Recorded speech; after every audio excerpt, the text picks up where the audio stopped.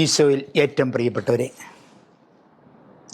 ഇന്ന് നമ്മൾ ധ്യാനിക്കുന്നത് ക്രിസ്തീയ മനസ്സുകളിൽ നിറഞ്ഞു നിൽക്കുന്ന വലിയൊരു സത്യമാണ്. യേശുവിൻ്റെ പീഡാസഹന മരണം ലോകരക്ഷയ്ക്ക് വേണ്ടിയാണ്.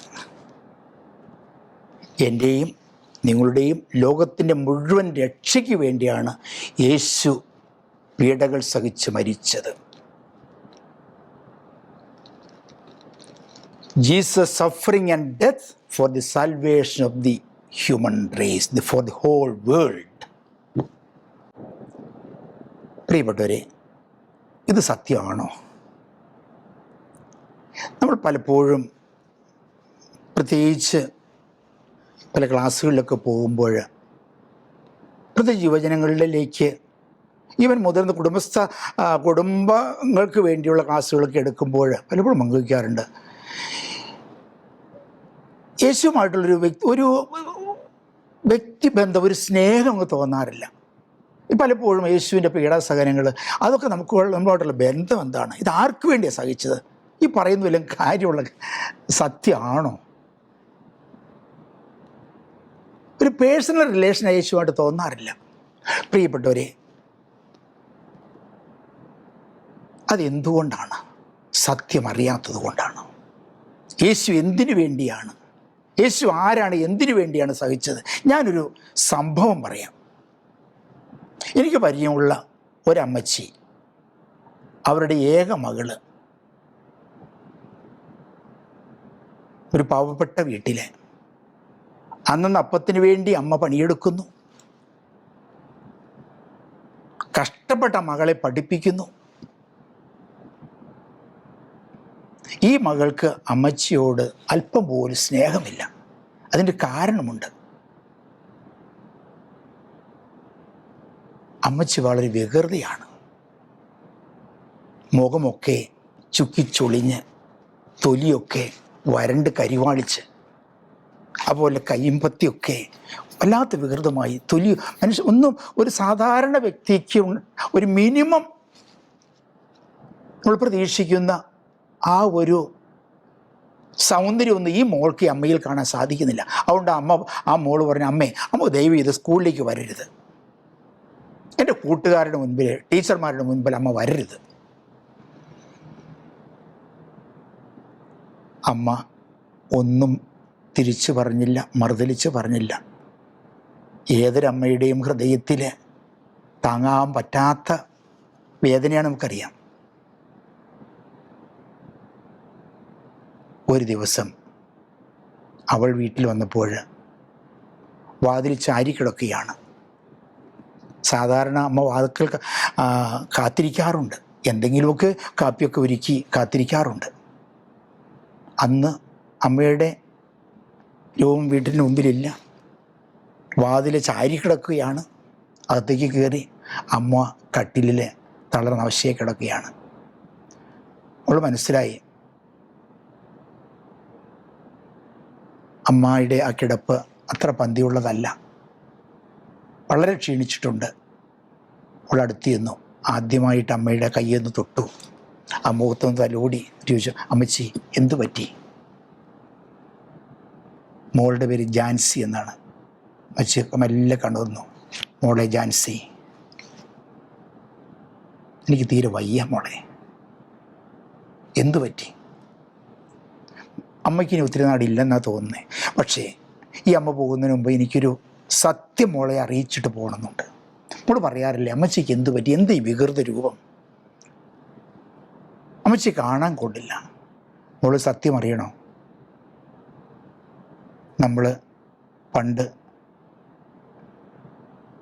താമസിച്ചിരുന്ന ഒരു ഓലപ്പുരയിലാണ്. നിന്നെ തൊട്ടിലിൽ ഉറക്കാൻ കിടത്തിയിട്ട് ഞാൻ തൊട്ടടുത്തുള്ള ചെറിയ കടയിൽ പോയിട്ട് എന്തോ അത്യാവശ്യ സാധനം വാങ്ങിക്കാൻ വന്നു. സാധനം വാങ്ങിക്കൊണ്ട് തിരിച്ചു വരുമ്പോഴാണ് കാണുന്നത് നമ്മുടെ ഓലപ്പുര കത്തുകയാണ്. അടുപ്പിൽ നിന്ന് എങ്ങനെയോ തീ പടർന്ന് ഓലപ്പുര കത്തുന്നു. പിന്നെ ഞാൻ ഒന്നും ചിന്തിച്ചില്ല. തൊട്ടിലേക്ക് കിടക്കുന്ന എൻ്റെ മോളെ രക്ഷിക്കാൻ വേണ്ടി ഞാൻ വീട്ടിലേക്ക് ഓടി. ആ ആളിക്കത്തുന്ന തീയിലേക്ക് ഞാൻ എടുത്തു ചാടി. മോളെയും കൊണ്ട് ഞാൻ പുറത്തു വന്നു. അപ്പോഴേക്കും എനിക്ക് കാര്യമായി പൊള്ളലേറ്റിരുന്നു. എൻ്റെ മുഖവും കൈയും കാലുമൊക്കെ ഈ ഇന്നത്തെ രൂപത്തിലായി. മോളെ, അന്ന് ഞാൻ നിന്നെ രക്ഷിക്കാൻ വേണ്ടി ആ തീയിലേക്ക് എടുത്തു ചാടി. ആ തീക്കുണ്ടത്തിൽ നിന്ന് ഉയരുന്ന തീജ്വാലകളാണ് മോളെ എന്നെ ഇന്ന് ഈ രൂപത്തിലാക്കിയത്. അതുകൊണ്ട് ഇന്ന് എൻ്റെ മോൾ ജീവിച്ചിരിക്കുന്നു. അമ്മച്ചിക്ക് അത് മതി. പ്രിയപ്പെട്ടവരെ, ആദ്യമായിട്ട് സത്യം മനസ്സിലാക്കിയ അമ്മച്ചിയുടെ ഈ കഥനകഥ മനസ്സിലാക്കിയ, തന്നെ രക്ഷിക്കാൻ വേണ്ടി തൻ്റെ പ്രിയപ്പെട്ട അമ്മ സഹിച്ച വേദന മനസ്സിലാക്കിയ ആ മോള് അമ്മച്ചിയുടെ മാറിലേക്ക് കിടന്നുകൊണ്ട് പൊട്ടിക്കരഞ്ഞ്, അമ്മച്ചി ക്ഷമിക്കണം, എന്തുകൊണ്ട് എന്നോടത് പറഞ്ഞില്ല, പൊട്ടിക്കരഞ്ഞോട് എന്നോട് ക്ഷമിക്കണം അമ്മച്ചി. പ്രിയപ്പെട്ടവരെ, ഞാൻ ഈ കഥ പറഞ്ഞത് നിങ്ങളെ കുരിശിലേക്ക് നോക്കിക്കേ. ആ കുരിശിലെ വികൃതമായ രൂപത്തിലേക്ക് നോക്കിക്കേ. എന്നിട്ട് ചോദിക്കൂ, എന്താണ് ഈ കോലം? ഇതെങ്ങനെ സംഭവിച്ചു? ഇതെന്തിനു വേണ്ടിയാണ്? ആർക്കു വേണ്ടിയാണ്? അവിടുന്ന് പറയും, മോനെ, നിനക്ക് വേണ്ടി, നിന്നെ രക്ഷിക്കാൻ വേണ്ടി. ഇത് ഞാൻ ജനിക്കുന്നതിന് മുൻപേ സ്വർഗം നിശ്ചയിച്ചതാണ്. ഇനി പ്രിയപ്പെട്ടവരെ, ഈ കഥ മനസ്സിൽ വെച്ചുകൊണ്ട് നമുക്ക് ബൈബിളിൻ്റെ ഏടുകളിലൂടെ ഒന്ന് യാത്ര ചെയ്യാം. യേശു ജനിക്കുന്നതിന് മുമ്പ് ഞാൻ പറഞ്ഞില്ലേ, മംഗളവാർത്തയിലൂടെ മറിയത്തിന് ഈശോയുടെ ജനനത്തെക്കുറിച്ച് അറിയിപ്പ് കിട്ടി. പക്ഷെ അത് യോസേപ്പ് പിതാവിന് താങ്ങാൻ പറ്റുന്നതായിരുന്നില്ല. നമുക്കറിയാം. അതേക്കുറിച്ച് ചിന്തിച്ച് വേദനിച്ച് കഴിഞ്ഞ യോസേപ്പ് പിതാവിന് സ്വർഗം വെളിപ്പെടുത്തി കൊടുക്കുന്ന വലിയൊരു സത്യമുണ്ട്. എന്താണ് ഈ മംഗളവാർത്ത? യോസേപ്പ് പിതാവിന് കൊടുക്കുന്ന മംഗളവാർത്ത എന്ന് പറയാൻ ഞാൻ ആഗ്രഹിക്കുകയാണ്. മത്തായിയുടെ സുവിശേഷം 1:20-21. അവൻ ഇതേക്കുറിച്ച് ആലോചിച്ചു കൊണ്ടിരിക്കെ കർത്താവിൻ്റെ ദൂതൻ സ്വപ്നത്തിൽ പ്രത്യക്ഷപ്പെട്ട് അവനോട് പറഞ്ഞു, ദാവീദിൻ്റെ പുത്രനായ ജോസഫ് മറിയത്തെ ഭാര്യയായി സ്വീകരിക്കാൻ നീ ശങ്കിക്കേണ്ട. അവൾ ഗർഭം ധരിച്ചിരിക്കുന്നത് പരിശുദ്ധാത്മാവിൽ നിന്നാണ്. അവളൊരു പുത്രനെ പ്രസവിക്കും. നീ അവന് യേശു എന്ന് പേരിടണം. അടുത്ത വാചകം, എന്തെന്നാൽ അവൻ തൻ്റെ ജനത്തെ അവരുടെ പാപങ്ങളിൽ നിന്ന് മോചിക്കും. എന്തെന്നാൽ അവൻ തൻ്റെ ജനത്തെ അവരുടെ പാപങ്ങളിൽ നിന്ന് മോചിക്കും. യേശു എന്നാൽ പാപ വിമോചകൻ. അപ്പോൾ യേശുവിൻ്റെ അവതാര ലക്ഷ്യം ലോകത്തെ പാപത്തിൽ നിന്ന് രക്ഷിക്കുക. യേശു രക്ഷകനാണ്. അപ്പോൾ യേശുവിൻ്റെ ഐഡൻറ്റിറ്റി, യേശുവിൻ്റെ മിഷൻ എല്ലാം ഈ വചനത്തിലൂടെ വ്യക്തമാക്കിയാണ് ജനിക്കുന്നതിന് മുൻപേ. പ്രിയപ്പെട്ടവരെ, അപ്പോൾ യേശു ആരാണെന്ന് ചോദിച്ചാൽ യേശു പാപമോചകനാണ്, എൻ്റെ രക്ഷകനാണ്. ഇനി യേശുവിൻ്റെ ജനനം കഴിഞ്ഞ് ആദ്യമായിട്ട് ദേവാലയത്തിൽ ആ ഉണ്ണീശോയെ സമർപ്പിക്കുന്ന രംഗമൊന്ന് മനസ്സിൽ കണ്ടേ. യോസേപ്പ് പിതാവും മാതാവും ഉണ്ണീശോനെയും കൊണ്ട് ദേവാലയത്തിൽ വരുന്നു. ശിമോൻ്റെ കരങ്ങളിൽ ഉണ്ണീശോയെ സമർപ്പിക്കുന്നു. ശിമയോൻ പറയുന്നൊരു വാചകമുണ്ട്, ലൂക്കായുടെ സുവിശേഷം 22:28 മുതൽ, കർത്താവേ, അവിടുത്തെ വാഗ്ദാനമനുസരിച്ച് ഇപ്പോൾ ഈ ദാസനെ സമാധാനത്തിൽ വിട്ടയക്കണമേ. എന്തെന്നാൽ സകല ജനങ്ങൾക്കും വേണ്ടി അങ്ങൊരുക്കിയിരിക്കുന്ന രക്ഷ എൻ്റെ കണ്ണുകൾ കണ്ടു കഴിഞ്ഞു. എന്താ പറഞ്ഞ അവസാനിപ്പിച്ച്? സകല ജനങ്ങൾക്കും വേണ്ടി അങ്ങൊരുക്കിയിരിക്കുന്ന രക്ഷ എൻ്റെ കണ്ണുകൾ കണ്ടു കഴിഞ്ഞു. Praise the Lord. പ്രിയപ്പെട്ടവരെ, അതെ, സകല ജനത്തിനും വേണ്ടിയുള്ള രക്ഷയാണ്. ആ രക്ഷ നേടിയത് അത്ര എളുപ്പത്തിലല്ല. അവിടുന്ന് കുറേയേറെ സഹിക്കേണ്ടി വന്നു. അതാണ് കാൽവരിക്കുന്നിലെ ആ കുരിശിൽ നിന്ന് ഈശോയ്ക്ക് നമ്മോട് പറയുവാനുള്ളത്.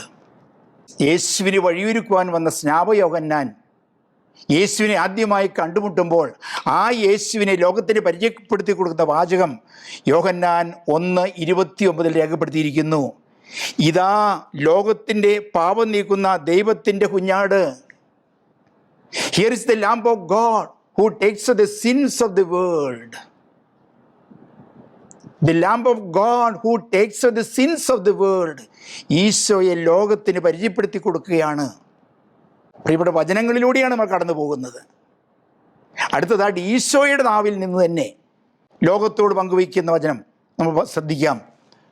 യേശുവിൻ്റെ തന്നെ വചനങ്ങൾ 3 പ്രാവശ്യം എക്സ്പ്ലിസിറ്റായിട്ട് വ്യക്തമായിട്ട് യേശു പറയുകയാണ് താൻ എന്തിനാണ് ഈ ലോകത്തിലേക്ക് വന്നത്, താൻ എന്തിനാണ് പീഡകൾ സഹിക്കുന്നത്, അതിൻ്റെ അർത്ഥം എന്താണ്. ആദ്യമായിട്ട് ലൂക്ക 9:22 അവിടുന്ന് പറയുന്നു. ഇവിടെ നമുക്ക് ഒരുമിച്ച് യാത്ര ചെയ്യാം. ഇന്ന് ശ്രമിക്കുന്ന ഓരോരുത്തരും നമുക്ക് ബൈബിളാണ് അടിസ്ഥാനം, സഭയുടെ പ്രബോധനങ്ങളാണ് അടിസ്ഥാനം. ലൂക്ക 9:22 അവൻ അരുളി ചെയ്തു, മനുഷ്യപുത്രൻ വളരെയേറെ സഹിക്കുകയും ജനപ്രമാണികൾ, പുരോഹിത പ്രമുഖന്മാർ, നിയമജ്ഞർ എന്നിവരാൽ തിരസ്കരിക്കപ്പെടുകയും വധിക്കപ്പെടുകയും 3-ാം ദിവസം ഉയർപ്പിക്കപ്പെടുകയും ചെയ്യേണ്ടിയിരിക്കുന്നു. Jesus is very well aware of his mission. ഞാൻ ആദ്യം പറഞ്ഞ് ആവർത്തിക്കുകയാണ്. ആ മിഷൻ പൂർത്തിയാക്കാൻ അവിടുന്ന് മറ്റു കുറുക്കുവഴികളൊന്നുമില്ല. ജനപ്രമാണികൾ, പുരോഹിത പ്രമുഖന്മാർ, നിയമജ്ഞർ എന്നിവരാൽ തിരസ്കരിക്കപ്പെടേണ്ടിയിരിക്കുന്നു, പീഡിപ്പിക്കപ്പെടേണ്ടിയിരിക്കുന്നു, മരണം വരിക്കേണ്ടിയിരിക്കുന്നു. അതുകൊണ്ട് അവസാനിക്കാനുള്ളതല്ല, പക്ഷേ 3-ാം ദിവസം മൗത്ത്പൂർണ്ണൻ അവിടുന്ന് ഉത്ഥാനം ചെയ്യും. പാപം വഴിയായുണ്ടായ മരണത്തെ തൻ്റെ വിശുദ്ധമായ മരണം കൊണ്ട് പരാജയപ്പെടുത്തി മൗത്ത്പൂർണ്ണ ഉത്ഥാനം ചെയ്യും. Praise the Lord. പ്രിയപ്പെട്ടവരെ, ഇവിടെ ആ യേശുവിൻ്റെ ആ ആദ്യ പ്രഘോഷണത്തിൽ അല്ലെങ്കിൽ ആദ്യമായിട്ടുള്ള പരസ്യമായ ആ പ്രഖ്യാപനത്തിൽ പ്രധാന 3 കാര്യങ്ങളൊന്ന് ഹൈലൈറ്റ് ചെയ്യാൻ ഞാൻ ആഗ്രഹിക്കുകയാണ്. ഒന്ന്, പീഡിപ്പിക്കപ്പെടും. He must Zafar. അതൊരു ഡിവൈൻ നെസസിറ്റിയാണ്, ദൈവപിതാവിൻ്റെ പദ്ധതിയാണ്, മനുഷ്യൻ അടിച്ചേൽപ്പിച്ചതല്ല, ആകസ്മികമായി സംഭവിച്ചു പോയതല്ല. 2, ഉയർത്തെഴുന്നേൽക്കണം. ഹി മസ്റ്റ് റൈസ്, വിക്ടോറിയസ് ആണ്. 3, അവിടുന്ന് ഉത്ഥാനം ചെയ്യണമെന്നുണ്ടെങ്കിൽ അവിടുന്ന് മരിക്കണം. ആ മരിക്കുക എന്ന് പറഞ്ഞാൽ വോളണ്ടറി സാക്രിഫൈസ് ആണ്, സ്വമേധയാ സമർപ്പിക്കണം. പീഡകൾ ഏൽക്കണം, മരിക്കണം, ഉദ്ധാനം ചെയ്യണം. ഇത് ചിന്തയെ ആസ്പദമാക്കി സെയിൻറ്റ് ജോൺ ക്രിസോസ്റ്റം പറയുന്നു, he foretold his death to show that he goes willingly. He foretold his death to show that he is going willingly. മനുഷ്യ പാപങ്ങളെല്ലാം ഏറ്റുവാങ്ങി അതിന് തൻ്റെ രക്തം കൊണ്ട് പരിഹാരം ചെയ്ത് ദൈവപിതാവിൻ്റെ പക്കലേക്ക് തിരിച്ചു പോകുന്നു. യേശുവിൻ്റെ 2ാമത്തെ പ്രഖ്യാപനം മാർക്കോസ് 10:45. മനുഷ്യപുത്രൻ വന്നിരിക്കുന്നത് ശുശ്രൂഷിക്കപ്പെടാനല്ല, ശുശ്രൂഷിക്കാനും സ്വന്തം ജീവൻ അനേകർക്ക് വേണ്ടി മോചനദ്രവ്യമായി നൽകുവാനുമാണ്. പ്രിയപ്പെട്ടവരെ, ഇവിടെ യേശു പറഞ്ഞ അന്നത്തെ വാക്ക്, ഹീബ്രുവിൽ യേശു പറഞ്ഞത് മോചനദ്രവ്യം അല്ലെങ്കിൽ ഫിനിഷ്ഡ്, എവറിത്തിങ് ഫിനിഷ്ഡ്, എല്ലാം തീർന്നു, അവസാനം ഐ അക്കംപ്ലിഷ്ഡ് എവറിത്തിങ്. നിഷാം എന്ന ഹീബ്രു പദമാണ് അവിടെ യേശു ഉപയോഗിച്ചത്. നിഷാം. ഞാൻ പിന്നീട് വരുമ്പോൾ കൂടുതൽ വിശദീകരിച്ചു കൊള്ളാം. ഇപ്പം തൽക്കാല വാക്ക് മാത്രം ഉപയോഗിക്കുക. യേശു തൻ്റെ ജീവൻ പിടഞ്ഞ് മരിക്കുന്നതിന് മുൻപ് പറയാണ് നിഷാം. അതിൻ്റെ അർത്ഥം ഇതാണ്, ലിറ്ററൽ മീനിങ് പെയ്ഡ് ബാക്ക്, വില കൊടുത്തു, വില കൊടുത്തു. അതിൻ്റെ ഗ്രീക്ക് വാക്ക് തെത്തലസ്ഥായി, നൽകേണ്ടതൊക്കെ കൊടുത്തു കഴിഞ്ഞു, വില കൊടുത്ത് ആത്മാക്കളെ നേടിയെടുത്തു. അതാണ് അവിടുന്ന് പറഞ്ഞത്, മോചനദ്രവ്യമായി നൽകുവാനും അത്ര അവിടുന്ന് വന്നിരിക്കുന്ന വാചകം ഒന്നുകൂടി കേൾക്കുക. മനുഷ്യപുത്രൻ വന്നിരിക്കുന്നത് ശുശ്രൂഷിക്കപ്പെടാനല്ല, ശുശ്രൂഷിക്കാനും സ്വന്തം ജീവൻ അനേകരുടെ മോചനദ്രവ്യമായി, നിഷാം ഒത്തലസ്ഥായി, കൊടുക്കാനുമാണ് വന്നിരിക്കുന്നത് എന്ന് പറഞ്ഞാൽ യേശു തൻ്റെ മരണത്തിൻ്റെ ലക്ഷ്യം ഇവിടെ വ്യക്തമാക്കുകയാണ്. നമ്മളെയൊക്കെ വില കൊടുത്ത് പിശാചിൻ്റെ അടിമത്തത്തിൽ നിന്ന്, പാപത്തിൻ്റെ ബന്ധനത്തിൽ നിന്ന് വിമോചിപ്പിക്കാൻ വേണ്ടി. അപ്പോൾ പാപമോചനം എന്ന് പറഞ്ഞാൽ റാൻസം ഫോർ സിൻ, അവിടുത്തെ ബ്ലഡ് എന്ന് പറഞ്ഞാൽ റാൻസം ഫോർ സിൻ ആണ്. വീണ്ടെടുപ്പാണ് ലക്ഷ്യം. ആദ്യത്തെ ലക്ഷ്യം എന്ന് പറഞ്ഞാൽ രക്ഷയാണ് അതിലൂടെ. അവിടുത്തെ മൂന്നാമത്തെ പ്രഖ്യാപനം യോഹന്നാൻ 12-ാം അധ്യായം 32-33. ഞാൻ ഉയർപ്പിക്കപ്പെടുമ്പോൾ എല്ലാവരെയും എന്നിലേക്ക് ആകർഷിക്കും. When I am lifted up, I will draw all people to myself. When I lifted up, കുരിശിൽ ഉയർത്തപ്പെടുമ്പോൾ. എൻ്റെ ഉദ്ദേശം എന്താ? പർപ്പസ് എന്താണ്? Universal sanctification. യൂണിവേഴ്സൽ സാങ്ക്ടിഫിക്കേഷൻ സർവ്വ മനുഷ്യരുടെയും രക്ഷയാണ്. അപ്പോൾ പ്രിയപ്പെട്ടവരെ, യേശുവിൻ്റെ മരണം, ഈ മൂന്ന് യേശുവിൻ്റെ ആ തൻ്റെ പീഡാനുഭവ മരണത്തെ മുൻകൂട്ടി കണ്ടുകൊണ്ട് മനുഷ്യകുലത്തോട് പറയുമ്പോൾ ഇത് ആകസ്മികമായി സംഭവിച്ചതല്ല, സ്വമനസ്സായി ഏൽപ്പിച്ചു കൊടുക്കുകയാണ്. എൻ്റെയും നിങ്ങളുടെയും പാപത്തിന് പരിഹാരമായിട്ട് വില കൊടുത്ത് നമ്മെ വാങ്ങാൻ വേണ്ടിയിട്ട്. അതാണ് catechism of the Catholic church 606 പറയുന്നത്, യേശുവിൻ്റെ ജീവിതം മുഴുവൻ മനുഷ്യരക്ഷയ്ക്കുള്ള ഒരു സമർപ്പണമാണ്. മനുഷ്യകുലത്തിൻ്റെ പാപത്തിന് വേണ്ടിയുള്ള ഒരു സ്വയം സമർപ്പണമാണ്. പ്രിയപ്പെട്ടവരെ, ഇനി നമുക്ക് ആ പഴയ നിയമ പശ്ചാത്തലത്തിലേക്ക് ഇന്ന് പോകാം. ഇവിടെ ഈശോയുടെ ജനനത്തിന് 850ഓളം വർഷങ്ങൾക്ക് മുൻപ് ഐസിയ പ്രവാചകൻ ഈ യേശുവിൻ്റെ പാടുപെടുകളെക്കുറിച്ച് പ്രവചിക്കുന്നുണ്ട്. 53-ാം അധ്യായം 5-ാമത്തെ വാക്യം, നമ്മുടെ അതിക്രമങ്ങൾക്ക് വേണ്ടി അവൻ മുറിവേൽപ്പിക്കപ്പെട്ടു, നമ്മുടെ അകൃത്യങ്ങൾക്ക് വേണ്ടി ക്ഷതമേൽപ്പിക്കപ്പെട്ടു, അവൻ്റെ മേലുള്ള ശിക്ഷ നമുക്ക് രക്ഷ നൽകി, അവൻ്റെ ക്ഷതങ്ങളാൽ നാം സൗഖ്യം പ്രാപിച്ചു. വചനം നമുക്ക് ഒന്നുകൂടി കേൾക്കാം. നമ്മുടെ അതിക്രമങ്ങൾക്ക് വേണ്ടി അവൻ മുറിവേൽപ്പിക്കപ്പെട്ടു, നമ്മുടെ അകൃത്യങ്ങൾക്ക് വേണ്ടി ക്ഷതമേൽപ്പിക്കപ്പെട്ടു, അവൻ്റെ മേലുള്ള ശിക്ഷ നമുക്ക് രക്ഷ നൽകി, അവൻ്റെ ക്ഷതങ്ങളാൽ നാം സൗഖ്യം പ്രാപിച്ചു. Praise the Lord. യേശുവിൻ്റെ ജനനത്തിന് 8.5 നൂറ്റാണ്ടുകൾക്ക് മുമ്പ് ഐസിയ പ്രവാചകൻ ലോകത്തോട് വിളിച്ചു പറയുകയാണ്, വരാനിരിക്കുന്ന രക്ഷകൻ നമ്മുടെ പാപത്തിന് പരിഹാരമായിട്ട് ക്ഷതമേൽപ്പിക്കപ്പെടും, പീഡിപ്പിക്കപ്പെടും, മുറിവേൽപ്പിക്കപ്പെടും. പക്ഷേ അവൻ്റെ മേലുള്ള ശിക്ഷ നമുക്കൊക്കെ രക്ഷ വാങ്ങിത്തരും. Praise the Lord. ഇതിനെ ആസ്പദമാക്കി സെയിൻറ്റ് ഇരണേവൂസ് പറയുകയാണ്, ക്രിസ്തുവിൻ്റെ പീഡയെ ലോകത്തിൻ്റെ രക്ഷയായിട്ട് വേണം നമുക്ക് മനസ്സിലാക്കാൻ. ക്രിസ്തുവിൻ്റെ പീഡയെ ലോകത്തിൻ്റെ രക്ഷയായിട്ട് വേണം നമുക്ക് മനസ്സിലാക്കാൻ.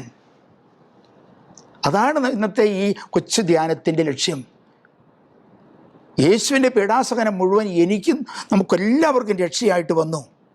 ഇനി പഴയ നിയമത്തിൽ വീണ്ടും പ്രധാനപ്പെട്ട സംഭവമാണല്ലോ പെസഹ ആചരണം.